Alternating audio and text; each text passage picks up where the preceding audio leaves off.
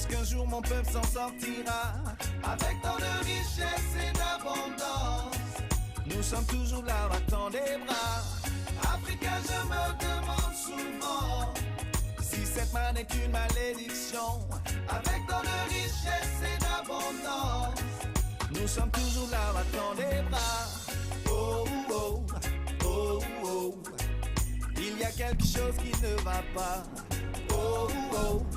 Bonsoir chers téléspectateurs, vous êtes encore bel et bien à l'heure de votre rendez-vous de l'émission Éveil de la conscience du peuple noir. Cette conscience qui, je suis sûre et certaine, qui commence à s'éveiller au fil du temps. Nous avons même des jeunes adeptes de cette pensée positive qui veulent également s'investir. À l'instar de Monsieur Tetevi et Lolo, que nous allons découvrir également dans cette émission pour accompagner d'une manière ou d'une autre notre expert, Monsieur Johnson Raoul également, que nous avons l'habitude de recevoir dans cette émission. Alors, chers invités, soyez les bienvenus.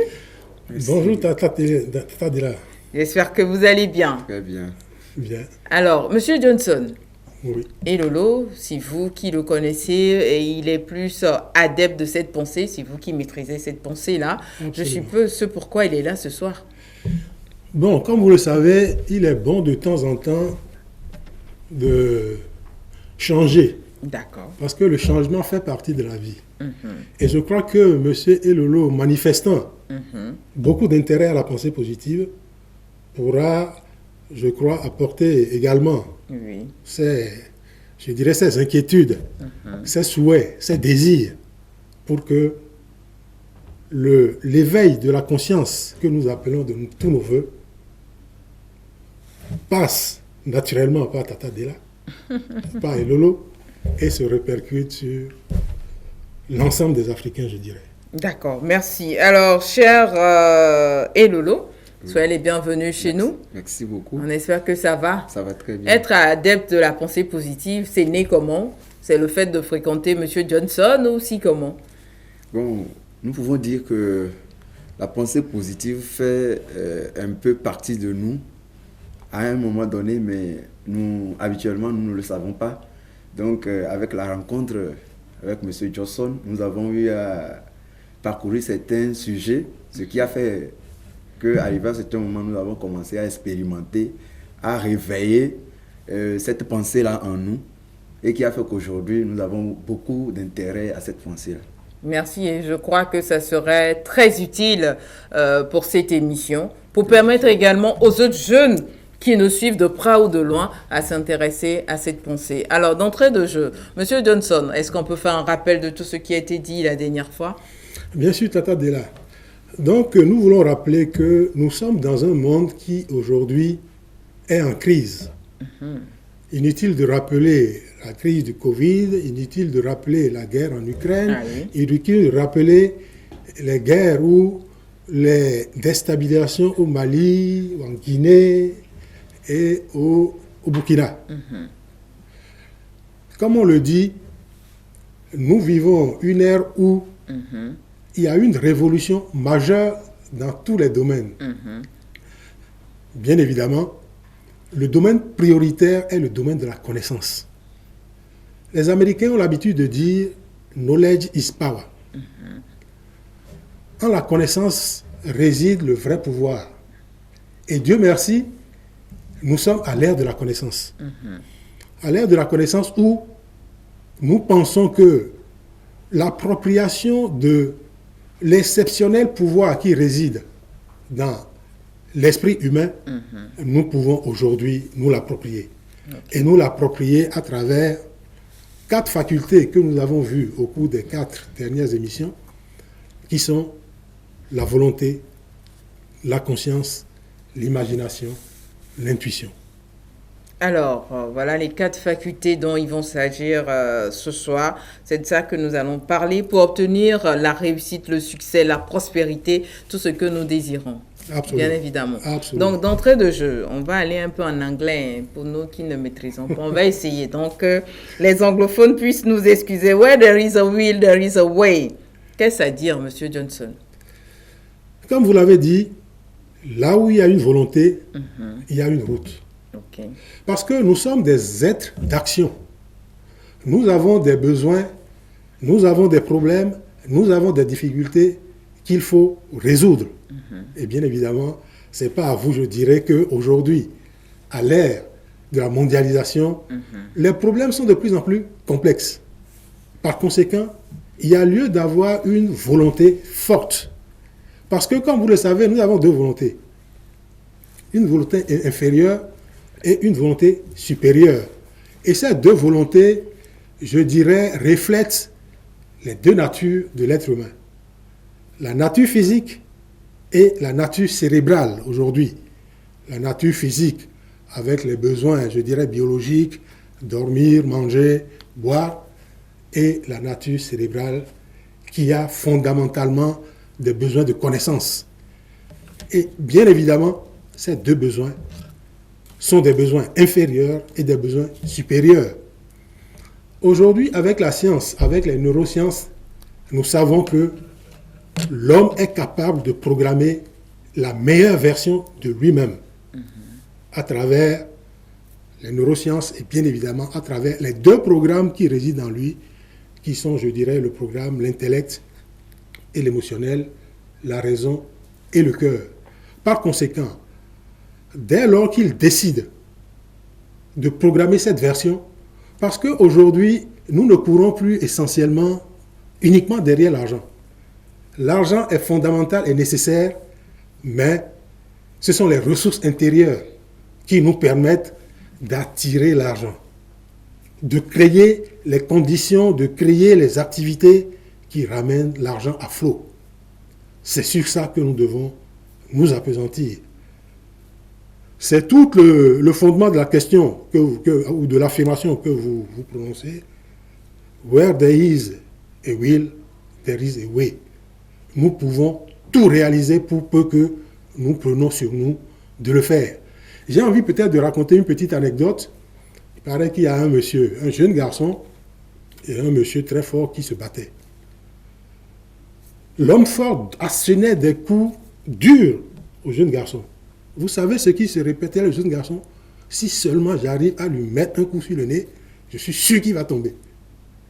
Et comme par miracle, il a réussi à mettre un bon coup sur le nez du géant et le géant est tombé. Pour dire que tant que vous n'abandonnez pas, vous avez encore toutes les chances d'y arriver. Et aujourd'hui, la conscience supérieure invite à ne jamais abandonner. Merci beaucoup, M. Johnson. Vous parlez souvent de conscience inférieure et de conscience supérieure. Qu'est-ce que nous pouvons comprendre par là et comment passer de l'inférieur vers le supérieur? Bon, comme vous le savez, les sciences modernes ont commencé à analyser l'homme de façon rationnelle depuis plus d'un siècle. Okay. La psychologie a commencé à définir l'homme comme deux consciences. Une conscience, je dirais, consciente et une conscience inconsciente. Et la conscience consciente fait à peine 5% de tout le potentiel de l'être humain. Mais la conscience inconsciente représente 95 à 98%. Donc c'est véritablement dans la conscience inconsciente que réside tout le pouvoir de l'être humain. Un deuxième petit exemple pour illustrer, le cerveau constitue aujourd'hui l'un des outils les plus extraordinaires de connaissance de l'être humain. On a souvent tendance à le comparer à un ordinateur qui n'a pas de limite. Et bien évidemment, dans ce cerveau également, il y a, je dirais, deux cerveaux différents. Le cerveau de gauche qui se rapporte à l'intellect et le cerveau de droite qui se rapporte à l'émotionnel. Mais encore, sur ces deux composantes, il y a une composante supérieure et une composante inférieure. Parce que tous nos programmes résident dans notre cerveau, dans notre mémoire. La conscience inférieure, comme je l'avais dit tantôt, gère nos besoins physiques. Notre cœur bat, notre estomac est en train de travailler. Bon, nous avons peut-être peur, nous avons des émotions, nous avons, je dirais, faim, Nous avons envie de manger. Envie de manger, ce n'est pas une volonté, mais il y a des programmes qui déclenchent le besoin de manger et nous avons vraiment envie de manger. Maintenant, l'homme a atteint un certain niveau où, même quand il n'a pas envie de manger, il se dit, bon, j'ai envie de manger, j'ai envie de me faire un petit plaisir. Bon, donc, c'est essentiellement dans le cerveau supérieur que résident les trois facultés, à l'exception de la volonté, parce que la volonté, c'est conscient. Vous décidez d'agir, vous décidez de faire quelque chose et vous vous y engagez. Alors, la conscience en elle-même a également plusieurs composantes.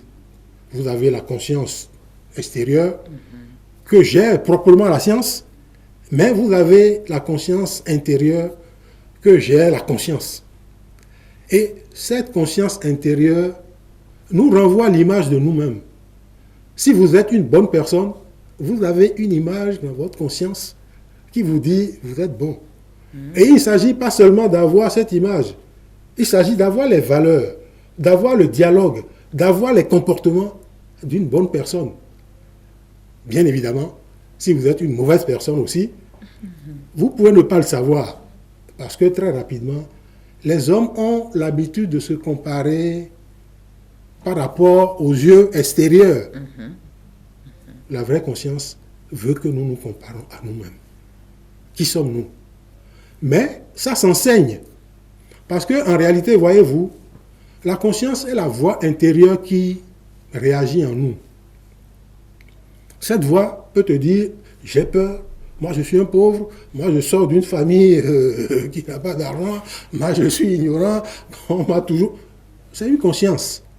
Mais dès lors qu'on commence à forger la conscience intérieure, à l'assurer qu'il est une bonne personne, à développer en lui une estime de lui, à développer en lui de la confiance, à développer en lui de la foi, à développer en lui les lois supérieures qui lui permettent de vivre en société de manière aisée, il se produit une chose extraordinaire.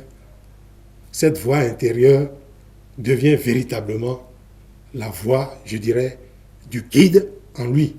Parce que nous avons tous un guide en nous qui nous guide.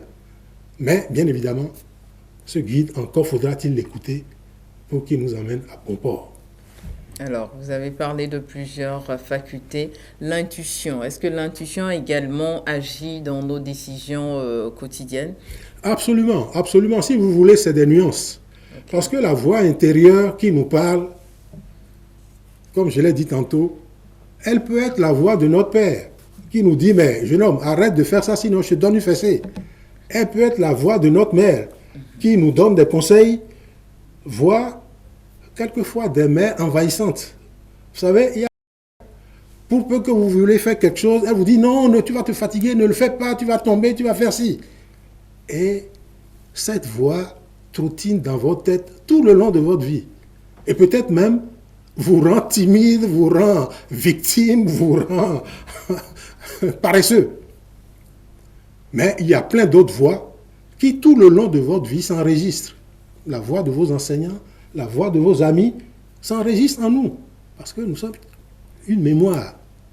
Mais encore une fois, c'est quand nous commençons véritablement à faire l'effort de développer en nous la conscience supérieure. J'entends souvent des gens dire l'intellect est la plus grande force. Cultiver des compétences, cultiver des expertises, c'est une réalité. Mais quand vous avez ces compétences, ces expertises, et que fondamentalement, vous avez une mauvaise perception de vous-même, vous avez un cœur rempli de haine, rempli de méchanceté, je crains que, malgré ces compétences, vous ne ferez rien de bon. Donc, l'intuition, c'est véritablement quand la voix intérieure reflète la voix du guide en nous, la voix qui fédère, je dirais, la raison et le cœur, l'intellect et l'émotionnel, nos pensées et nos sentiments. Et à ce moment, il arrive à chacun de nous je dirais, un sixième sens qui vous informent de comment les choses vont se passer. Ou il vous arrive de faire des rêves prémonitoires qui vous font vivre ce que vous allez vivre peut-être dans 5 ans, mais peut-être dans 10 ans. Vous faites le rêve comme si vous y étiez. Parce qu'à ce moment-là, votre conscience a atteint un niveau de maturité. Parce que c'est de ça il s'agit, où véritablement vous devenez, je dirais, vous devenez l'homme holistique ou complet que vous voulez être. L'homme qui a une connaissance intuitive des lois qui peuvent le guider, des lois qui peuvent guider le monde, des lois qui peuvent, je dirais, faire plaisir à son Créateur. Et notre mission sur Terre est d'éveiller cette intuition. On dit souvent que la logique nous permet de passer d'un point A à un point B et l'imagination d'aller partout. Est-ce que vous pouvez nous en dire mieux? Je dirais que c'est Einstein qui le dit, avec la réflexion, avec les connaissances rationnelles, nous ne pouvons régler que des problèmes, je dirais, relativement limités. Parce que quelquefois, pour acquérir cette connaissance, vous passez tellement de temps à observer, à expérimenter, à analyser. Mais avec l'imagination, qui a une faculté extérieure, je peux tout imaginer. Je peux imaginer comment sera ma vie dans 10 ans. Je peux imaginer comment sera, je dirais, l'Afrique dans 50 ans. Mais cette imagination ne doit pas se limiter à une rêvasserie. Avec l'imagination, vous pouvez tout imaginer. Et bien évidemment, avec l'imagination, vous pouvez imaginer votre femme idéale. Mais il faut la chercher après. Il ne faut pas seulement s'arrêter à l'imaginer. Donc, tout ce que vous voulez, vous pouvez l'imaginer. Vous voulez être riche, imaginez que vous êtes riche. Vous voulez être prospère, imaginez que vous êtes prospère. Vous voulez avoir une entreprise qui marche, imaginez que vous l'avez. Mais dès que vous l'avez imaginé, aujourd'hui, avec des lois rationnelles, programmez-le. Et dès que vous le programmez, comme je l'ai dit tantôt, si c'est la femme idéale que vous voulez, n'allez surtout pas dans les endroits où on trouve d'autres femmes. Il faut passer le plus de votre temps dans les endroits où on peut trouver cette femme. Mais ce qui est extraordinaire, c'est que votre intuition va la tirer vers vous. Ça veut dire que vous, ce qui est de votre responsabilité, imaginez, programmez, et bien évidemment, chaque jour, commencez à agir dans ce sens. Dès que vous le faites, la richesse, la prospérité, l'amour, je dirais le bonheur, seront vos compagnes. Alors, est-ce qu'il y a une relation d'interdépendance entre ces 4 facultés, M. Johnson? Bien sûr, il y a une relation fondamentale d'interdépendance entre ces 4 facultés. La première, nous pouvons imaginer la volonté comme un homme d'action. Imaginez la conscience comme un religieux, si l'on veut. Et imaginez l'imagination comme un entrepreneur. Et bien évidemment, imaginez l'intuition comme le leader. Donc, voilà une équipe de 4 membres qui sont en nous. Cette équipe, bien évidemment, au départ, il n'y a que l'intuition ou le leader qui soit quelqu'un de pratiquement fini, dans une certaine mesure. La volonté ou l'homme d'action, c'est un immigré terrestre. Il descend un beau jour dans les mains d'une papa, d'une maman, d'une famille. Mais il faut le forger. Et il a deux guides, la conscience et l'imagination. On doit commencer à forger ces 3 composantes, volonté, conscience, imagination. Et au fur et à mesure qu'on lui enseigne, je dirais, les lois de la vie, les principes de la vie, les croyances qui font les croyances y rassurent. Parce que vous savez que la sécurité n'est pas seulement extérieure. Il faut avoir la sécurité intérieure. Quand nous dormons, il faut que nous pouvons dormir, mais vraiment comme un bébé. Mais bien évidemment, si nous avons des comportements hasardeux, hostiles, je crains que notre sommeil risque également d'être mouvementé. Donc, cette équipe doit faire un chemin pour que, à un moment donné, l'unité s'installe entre, je dirais, les 4 membres. Les 3 d'abord, et dès lors que les 3, l'homme d'action ou l'enfant, la conscience ou la femme, l'imagination ou l'homme, s'entendent et agissent ensemble dans un même but, pour de mêmes objectifs grandioses, à ce moment-là, l'intuition ou le leader universel qui est en nous s'éveille et prend la direction de notre vie. Et à ce moment, et c'est seulement à ce moment qu'on peut parler de vivre dans l'instant présent. Parce que, avec l'imagination, on a déjà tracé notre vision de vie. On l'a programmée de façon rationnelle. Et on est en chemin. Chaque jour que nous faisons, c'est une victoire que nous remportons. Alors, quel intérêt, de façon plus spécifique, pour les jeunes Africains du XXIe siècle? Pour les jeunes Africains du XXIe siècle, ce thème a une importance majeure. Majeure parce que, vous connaissez notre histoire. Nous avons été esclaves, nous avons été colonisés, et aujourd'hui nous sommes néocolonisés, et nous nous battons pour nous en sortir. Ce n'est pas à vous, je dirais, que nous avons du mal à faire avancer les choses. Mais aujourd'hui, nous savons que le plus grand pouvoir réside dans notre esprit. Le plus grand pouvoir réside dans nos pensées, nos sentiments. Le plus grand pouvoir réside dans nos facultés que sont la volonté, la conscience, l'imagination et l'intuition. Donc, il appartient aux jeunes aujourd'hui de faire l'effort de conditionner, de discipliner ces facultés, de cultiver, je dirais, les lois et principes qui permettent à ces facultés véritablement de grandir et de donner, je dirais, toute la manifestation contenue en eux. Parce que, comme on l'a souvent dit, le Créateur a donné à tous les hommes un certain nombre de talents. Je m'excuse, ce n'est pas lui qui viendra cultiver les talents à votre place ou à notre place. Nous devons faire cet effort. Donc, nous devons demander aux jeunes d'aujourd'hui véritablement d'aller dans cette direction.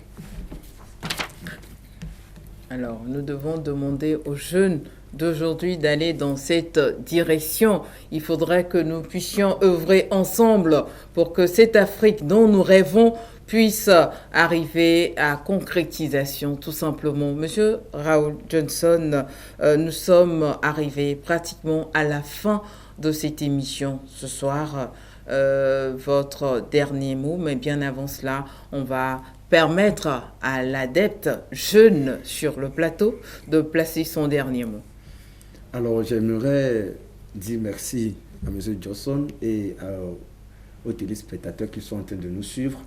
Et sur les mots de M. Johnson, faire appel à tous les Africains, surtout les jeunes Africains, à emboîter ce pas, de prendre réellement notre avenir en main, mais sur les méthodes que M. Johnson vient de nous enseigner, essayer de suivre de près sa volonté, sa conscience, pratiquer l'imagination et aussi éveiller l'intuition qui est le guide intérieur qui se trouve en nous. Et à partir de ce moment-là, nous pouvons réaliser de grandes choses et arriver aux grands résultats. Je vous remercie. Monsieur Johnson, votre mot de la fin. Merci Tata Della. Je voudrais dire, encore une fois, merci à Delta Santé, merci à Tata Della, merci aux téléspectateurs. Je voudrais dire que les hommes que nous sommes, les humains que nous sommes prisonniers de notre mental. nous devons faire un travail pour nous libérer de ce mental. Inutile de dire que c'est un travail difficile, un travail qu'il faut faire tout le long de sa vie. Mais comme nous l'avons vu, aujourd'hui, la science moderne nous apporte des outils, nous apporte des méthodes qui nous font penser que le succès, la prospérité, la richesse sont à portée de main. Mais comme on le dit, il n'y a pas de repas gratuit.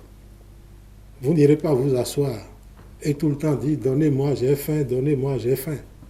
Non, il faut à un moment donné retrousser les manches et développer, mais de façon profonde, sa volonté supérieure, sa conscience supérieure, son imagination supérieure et son intuition supérieure.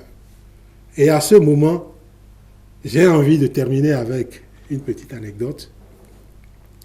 Telle la chenille et le papillon, nous avons en nous cette chenille, nous avons en nous ce papillon. Mais le papillon n'émerge pas du jour au lendemain. C'est à travers une longue transformation de la chenille que le papillon émerge, que le papillon sort de notre cerveau et commence à réaliser de grandes choses. Mais tant que la chenille ne s'est pas véritablement transformée comme il faut, je crains qu'elle ne devienne jamais papillon. Alors nous invitons nos frères africains, les jeunes, à transformer la chenille qu'il y a en eux en papillon, encore une fois, pour bitumer dans les fleurs les plus épanouissantes. Je vous remercie. Merci à vous, Monsieur Johnson. Merci également à Elolo. Merci à nos téléspectateurs qui nous suivent présentement. Alors, la réussite, le succès et la prospérité peuvent être de notre côté. Tout simplement, c'était l'enseignement de ce soir à travers l'exploitation des 4 facultés dont nous avons parlé. Merci à vous et à très vite pour un prochain numéro de votre émission. Merci. Africain, je me demande souvent, est-ce qu'un jour mon peuple s'en sortira avec tant de richesse et d'abondance? Nous sommes toujours là, battant des bras. Africain, je me demande souvent si cette main n'est qu'une malédiction avec tant de richesse et d'abondance. Nous sommes toujours là, battant des bras. Oh, oh, oh, oh. Il y a quelque chose qui ne va pas. Oh, oh.